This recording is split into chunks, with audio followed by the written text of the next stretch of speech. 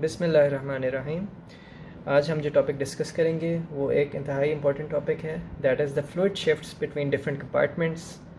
इसमें हम different conditions discuss करेंगे जिसमें स्टूडेंट्स मोस्टली कंफ्यूज होते हैं। फॉर एग्जांपल स्वेटिंग में कहाँ से कहाँ पे फ्लूइड कंपार्टमेंट में शिफ्टिंग होती है, डायरिया में क्या होता है, a person loses sweat and then drinks water, तो उसमें क्या फ्लूइड कंपार्टमेंट शिफ्ट्स होते हैं। ये सारा कुछ हम डिस्कस करेंगे ब्रीफली बट कंसेप्चुअली, इसलिए you guys have to move with me. ठीक है जी। तो first of all ECF and ICF. Alright, these are the two broad classifications of the major fluid compartments of the body. ECF is the extracellular fluid, whereas ICF is the intracellular fluid. The major cations present in the ECF are the sodium, whereas the major cations present in the intracellular fluid are the potassium and the magnesium ions. The major anions present in the extracellular fluid are the chloride and the bicarbonate, whereas the major anions present in the intracellular fluid are the proteins and the organic phosphates. Top right corner पे आपको 60-40-20 rule नज़र आ रहा है, जो कि बड़ा famous rule है. This tells us that 60% of the body is made up of water. Alright, तो जो बाकी का परसेंटेजेस है that is made up of 40% constituting the intercellular fluid और 20% कॉन्स्टिट्यूटिंग द एक्स्ट्रासेलुलर फ्लूइड. अब ये एक्स्ट्रासेलुलर फ्लूइड जो कि 20% है दैट इज़ अगेन सब divided into plasma and the interstitial fluid. Alright, plasma फिर भी कम से कम पोर्शन बनाता है, that is the 1/4 portion of the extracellular fluid, whereas interstitial fluid makes up 3/4. Laboratory में सर्टेन केमिकल्स होते हैं जो कि इन फ्लूइड्स को मेजर कर सकते हैं, जिसमें कि हमारे पास आ जाता है मैनिटॉल.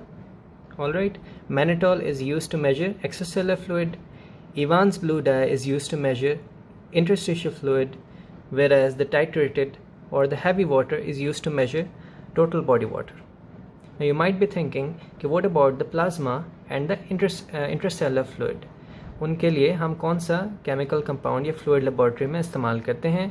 तो we don't use anything for them, तो we calculate them with the help of these equations which you see on the top left corner.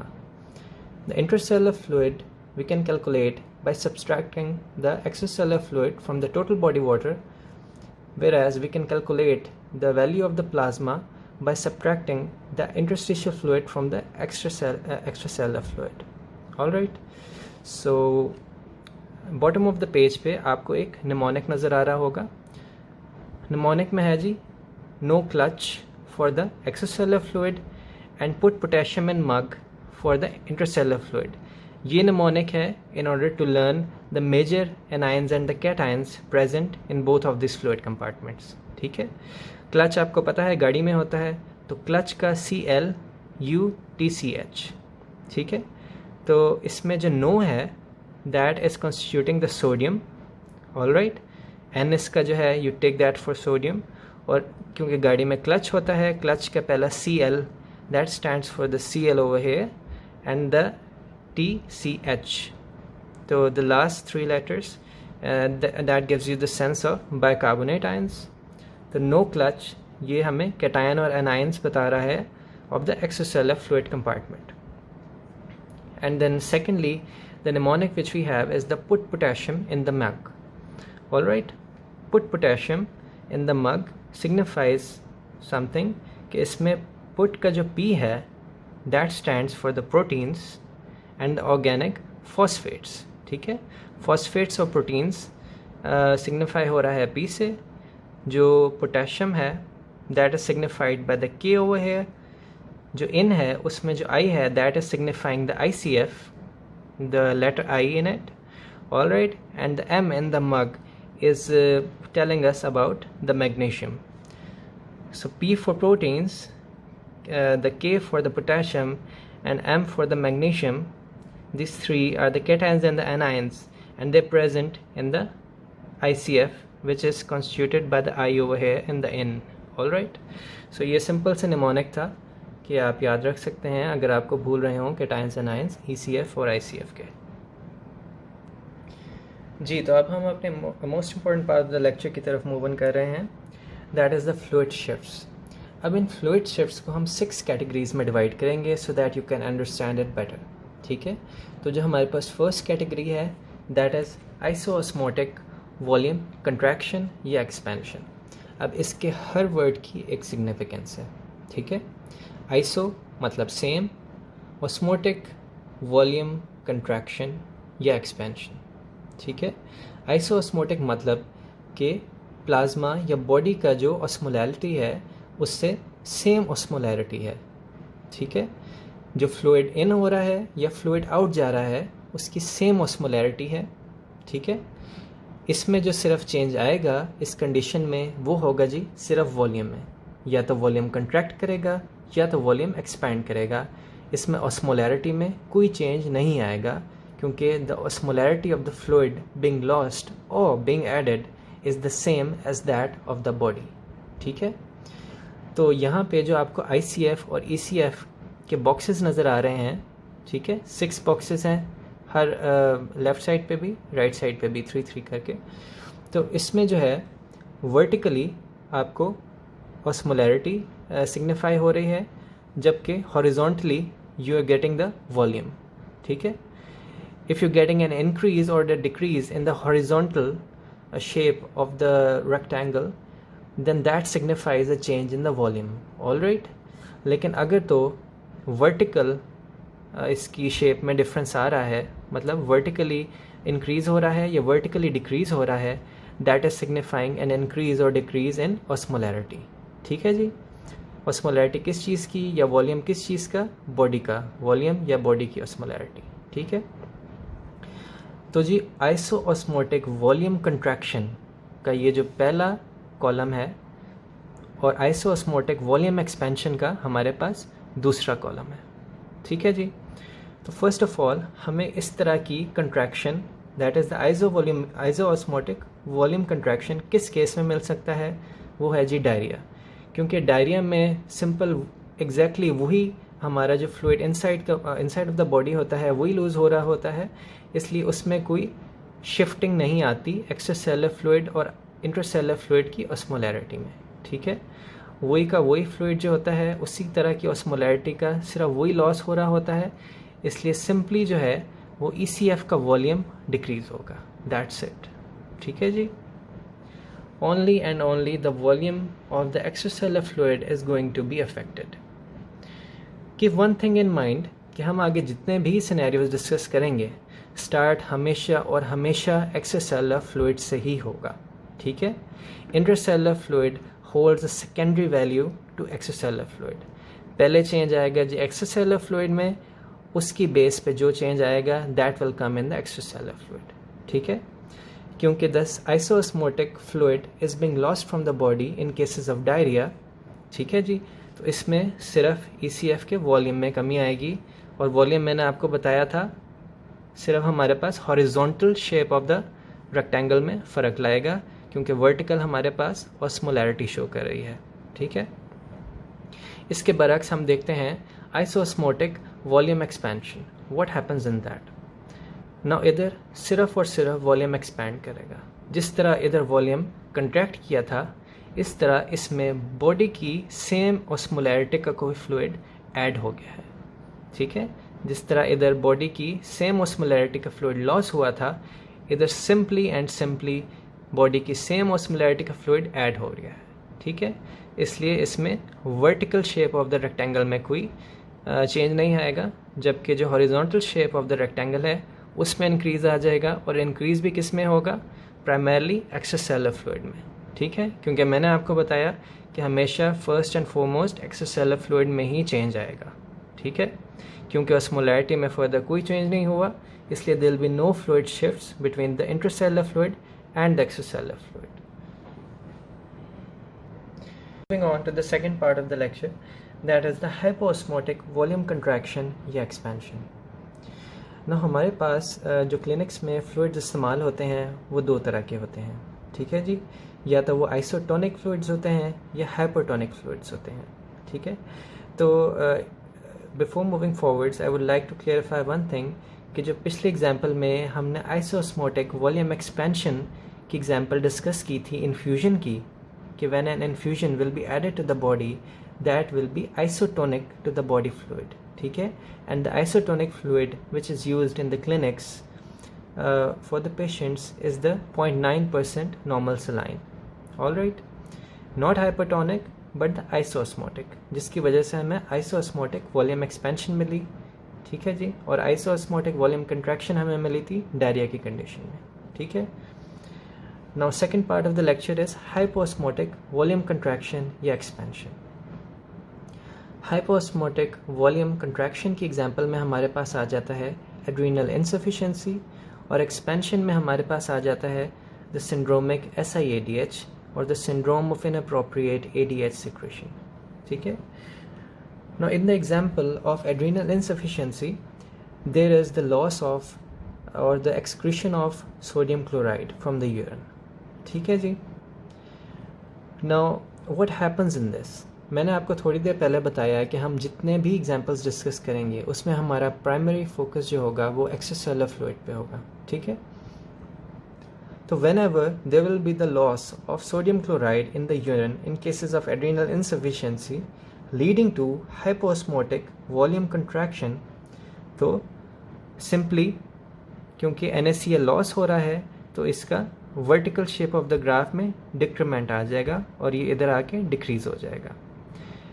क्योंकि as a whole volume loss हो रहा है यूरिन से तो ऑफ कोर्स वॉल्यूम में भी कमी आएगी. ठीक है, तो अब हमारे पास दो चेंजेस आ गए. एक तो वॉल्यूम कम हो गया एक्स्ट्रासेलुलर फ्लूइड का क्योंकि यूरिन से लॉस हो रहा है, और यूरिन से लॉस हो रहा है सोडियम क्लोराइड का more as compare to water, तो इसकी वजह से हमारे पास उसकी ऑस्मोलैरिटी में भी कमी आ गई. किसकी? एक्स्ट्रासेलुलर फ्लूइड की. अब क्योंकि एक्स्ट्रासेलुलर फ्लूइड की ऑस्मोलैरिटी में कमी आ गई, ठीक है, और इंट्रासेलुलर फ्लूइड की ऑस्मोलैरिटी इज स्टिल मोर. ठीक है, शुरू में दोनों की ऑस्मोलैरिटी सेम थी, लेकिन इस शिफ्ट के बाद हमारे पास जो एक्स्ट्रासेलुलर फ्लूइड की ऑस्मोलैरिटी है that is reduced as compare to ICF. तो अब क्या होगा, यहाँ पे आप वाटर देख रहे हैं, मैंने लेबल किया हुआ है.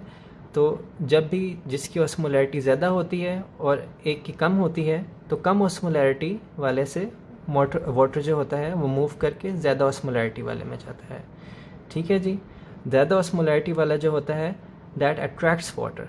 ठीक है जी, वाटर ऑस्मोसिस के थ्रू मूव करता है कम ऑस्मोलैरिटी वाले से ज़्यादा ऑस्मोलैरिटी वाले में. ठीक है जी, तो इधर से ECF से ICF में वाटर मूव कर जाएगा. जब वाटर मूव करेगा ECF से ICF में तो ये इंक्रीज़ करा देगा ICF का वॉल्यूम. ठीक है, और जैसे ही वाटर मूव करेगा ICF में तो वो उल्टा उसकी ऑस्मोलैरिटी भी कम करा देगा. ठीक है, अपने जितनी, इन ऑर्डर टू इक्वलाइज. तो इधर क्या हुआ, दो चेंजेस हुए. फर्स्ट ऑफ ऑल जब NaCl की एक्सक्रीशन हुई through the urine the extracellular fluid, उसका वॉल्यूम भी कम हुआ और उसकी ऑस्मोलैरिटी भी कम हुई.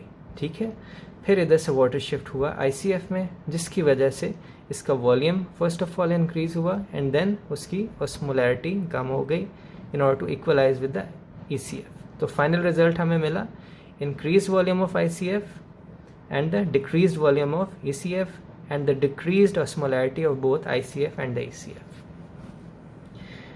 इसके ऑपोजिट हम देखते हैं केस ऑफ SIADH. ठीक है जी, SIADH में there is inappropriate or excessive secretion of ADH which leads to the excessive absorption of water. Excessive absorption of water की वजह से हमारे पास जो मेन प्राइमरी शिफ्ट आएगा वो होगा ECF के वॉल्यूम में. The volume of the ECF will increase and the osmolarity will decrease, क्योंकि वाटर की वजह से ऑस्मोलैरिटी हमेशा डिक्रीज होती है. और जैसे कि मैंने पहले बताया कि water always moves from a region of low osmolarity to region of high osmolarity. तो जब इधर से इधर मूव करेगा ICF में तो ऑफ कोर्स इसकी ऑस्मोलैरिटी भी कम हो जाएगी. ऑस्मोलैरिटी तो कम होगी ही लेकिन इसका वॉल्यूम भी एकदम से इंक्रीज हो जाएगा. ठीक है, तो इसका फाइनल रिजल्ट हमारे पास ये आएगा और इसका फाइनल रिजल्ट हमारे पास ये आएगा. ठीक है जी.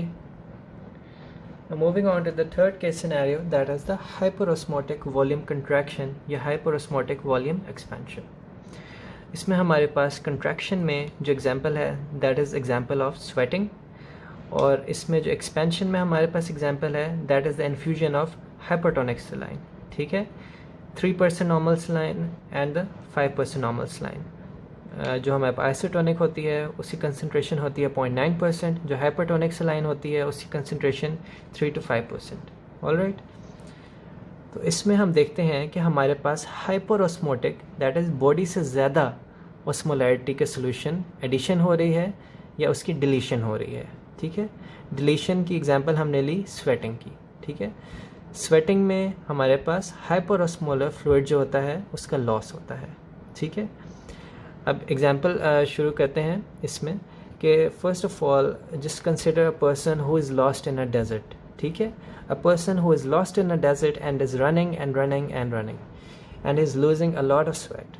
ठीक है, तो इस तरह के गर्म एनवायरनमेंट में when a person is running and is losing a lot of sweat, तो उसमें हाइपरटोनिक जो फ्लूइड है उसकी बॉडी का उसका लॉस होगा। ठीक है, और उस हाइपरटोनिक फ्लूइड में भी वाटर जो है उसका कंटेंट ज़्यादा लॉस होगा।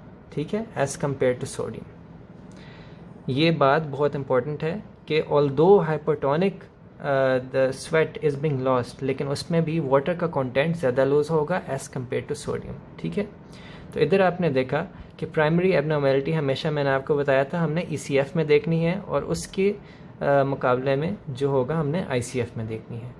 तो ECF में एबनॉर्मेलिटी हमें मिली स्वेट लॉस की वजह से, उसका वॉल्यूम ऑफ कोर्स डिक्रीज़ हुआ।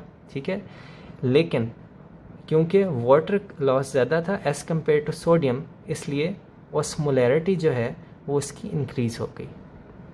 ना पे अटेंशन ओवर हियर कि उसका वॉल्यूम तो कम हुआ, लेकिन since there was a loss of water greater than the sodium ions in the sweat, there was an increase in the osmolarity of the ECF। ठीक है, so a decrease in the volume and an increase in osmolarity of the ECF। तो मैंने आपको पहले बताया कि water always moves from a region of low osmolarity to a region of high osmolarity.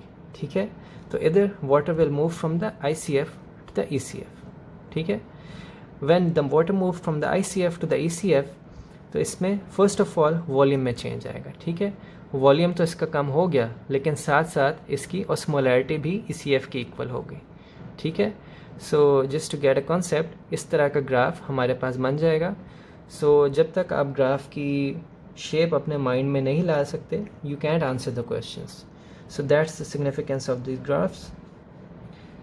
इसके बरक्स हम देखते हैं जो हाइपर ऑस्मोटिक वॉल्यूम एक्सपेंशन है उसमें हमारे पास there is the infusion of hypertonic saline. ठीक है, for example the 3% normal saline, जब 3% नॉर्मल सलाइन पर्सन की बॉडी में इंजेक्ट किया, ऑलराइट, तो प्राइमरी एबनॉर्मेलिटी हमारे पास आई एक्स्ट्रासेलुलर फ्लूइड में। ठीक है, फ़ौरन एक्स्ट्रासेलुलर फ्लूइड का वॉल्यूम इंक्रीज़ हो गया, ऑलराइट, और क्योंकि वो हाइपर ऑस्मोटिक है तो उसका ऑस्मोलैरिटी भी इंक्रीज़ हो गई। Now volume increase and the osmolarity increase. अब क्योंकि ऑस्मोलैरिटी इंक्रीज है and the water always moves from a region of low osmolarity to high osmolarity, तो ICF से ECF में मूव करेगा।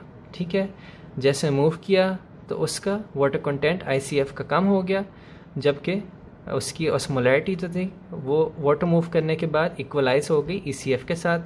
तो शेप ऑफ द ग्राफ कुछ इस तरह की बन गई। ठीक है, if you move step by step and if you keep these graphs in your mind, you can answer any type of question in the examinations। Now moving on to the last part of the lecture, that is some exceptions। यहाँ पे मैंने आपके सामने कुछ one liners लिखे हुए हैं, कुछ एक्सेप्शन लिखे हुए हैं, और इन द एंड मैंने एक सिनेरियो लिखा हुआ है जिसकी वजह से बहुत से स्टूडेंट्स अब तक कंफ्यूज हो चुके हैं एंड डोंट नो कि इस सिनेरियो की लॉजिक क्या है, which is again and again repeated in the examinations. Alright, तो हम डिस्कस करते हैं first of all the one liners. The one liners is कि whenever there will be an increase in the ECF, alright, there will be a decrease in the plasma proteins and there will be the decrease in hematocrit। ठीक है, it's you can say that ECF and the plasma proteins and the hematocrit are inversely related to each other। कि जब भी ECF increase होगा तो उसका उलट effect हमें देखने को मिलेगा प्लाज्मा प्रोटीन्स पे और हेमाटोक्रिट पे, और जब भी एक्स्ट्रासेलुलर फ्लूइड डिक्रीज होगा तो हमारे पास कंडीशन आएगी इंक्रीज्ड प्लाज्मा प्रोटीन्स और इंक्रीज्ड हेमाटोक्रिट की। ठीक है जी, अब हम एक्सेप्शंस पे मूव करते हैं। हमने देखा कि ECF was inversely proportional to plasma proteins and the hematocrit। तो इधर एक्सेप्शंस हमारे पास आ जाती हैं हाइपोऑस्मोटिक वॉल्यूम एक्सपेंशन में एंड हाइपरऑस्मोटिक वॉल्यूम कंट्रैक्शन में। इन दोनों की क्लासिकल एग्जांपल्स क्या हैं?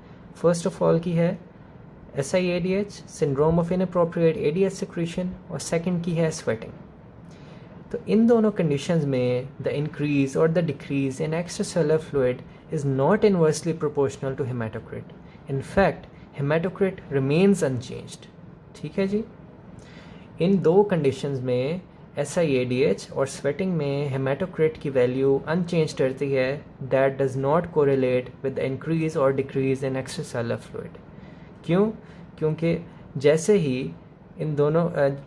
ही RBC का वॉल्यूम इंक्रीज़ होता है और हेमाटोक्रिट इंक्रीज़ होता है, ठीक है जी, तो साथ ही में वाटर जो होता है that moves out of the red blood cells. ठीक है, तो हेमाटोक्रिट अनचेंज रहता है। और सिमिलरली जब हेमाटोक्रिट डिक्रीज़ हो जाता है तो वाटर जो होता है that enters into the red blood cells. तो डिक्रीज़ भी नहीं होता ना इंक्रीज़ होता है। इन दोनों कंडीशंस में हेमाटोक्रिट सेम रहता है। और लास्ट में हम डिस्कस करेंगे the long and confusing scenario, that is a person loses 2 liters of sweat and he drinks 2 liters of water. अब इसमें हमारे पास क्या सिनेरियो की अरेंजमेंट आएगी वो हम स्टेप बाय स्टेप चलते हैं। First of all he loses 2 liters of sweat. अब इसमें तो जो मैंने आपको एल्गोरिथम बताया था स्वेट का, इधर आप एक्सेप्शन में ऊपर देख रहे हैं आई हैव रिटन कि हाइपरऑस्मोटिक वॉल्यूम कंट्रैक्शन। तो हाइपरऑस्मोटिक वॉल्यूम कंट्रैक्शन का कैसा ग्राफ बनता था जी? तो स्वेट का हमारे पास जो ग्राफ है वो बन रहा था, एंड प्रोडक्ट जो हमारे पास एल्गोरिथम ग्राफ का आया था वो था इस तरह का। ऑलराइट, तो ये वाला ग्राफ जो है ये कोरिलेट कर रहा है हमारे इस फर्स्ट ग्राफ के साथ। तो first of all when a person loses 2 liters of sweat, तो हमारे पास जो कंडीशन आएगी that is the hyperosmotic volume contraction.